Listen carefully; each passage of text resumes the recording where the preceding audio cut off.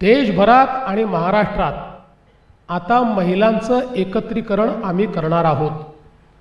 आम्ही ठरवलं आहे की अशा पद्धतीनं जर महिलांच्या अधिकाराची भ्रूण हत्या होत असेल तर त्याच्या विरुद्ध लोकशाहीमध्ये जनमताचा रेटा ज्या दिवशी लक्षात येईल की आता महिलांना आपण तोंड दाखवू शकत नाही, महिलांना उत्तर देऊ शकत नाही, त्या दिवशी ही सर्व पक्ष वटणीवर येतील आणि महिला आरक्षण विधेयकाला ही मान्यता देतील।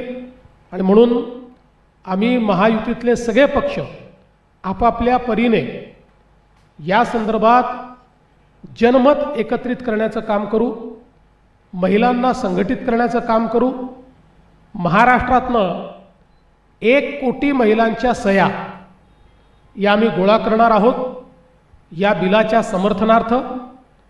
त्यासोबत तालुका स्तरापर्यंत मोठ्या प्रमाणात जनजागृती करणार आहोत।